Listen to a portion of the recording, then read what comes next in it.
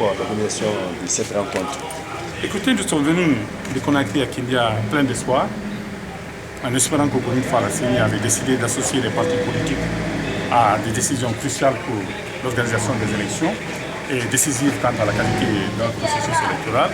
Mais malheureusement, d'entrée de jeu, le président de la CENI, dans son discours d'ouverture, a déjà proclamé des dates qui seraient issues des discussions et du vote intervenu au sein de la CENI. Donc à partir du moment où l'exercice, quand on fait un chronogramme, c'est d'aboutir à une date d'élection et que cette date est déjà retenue par la CENI, elle est déjà publiée, notamment l'élection présidentielle pour le 11 octobre et les élections communales pour le premier trimestre de 2016. Donc nous considérons que notre présence ici était totalement inutile.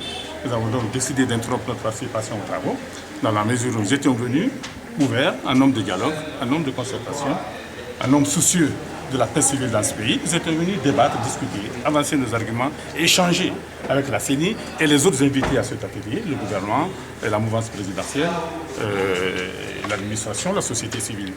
Mais il se trouve qu'on est venu juste pour nous asséner des décisions déjà prises.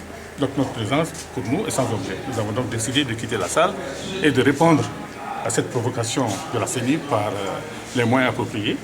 Nous allons prendre les mesures nécessaires et les dispositions requises afin que nous soyons entendus et que le droit soit respecté. Nous considérons que reporter les élections communales en 2016 est une violation de la Constitution.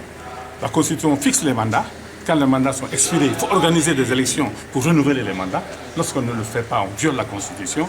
En ce qui concerne les élections communales, on tue la démocratie à la base, on tue la politique de décentralisation.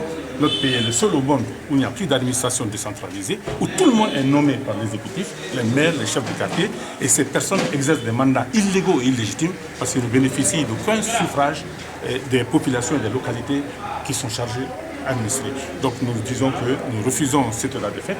C'est un contrôle absolu de toutes les institutions du pays par l'exécutif qui est en train de se dessiner. Et nous n'acceptons pas donc une véritable dictature sous les apparences d'une démocratie en trompe-l'œil. C'est ça la République.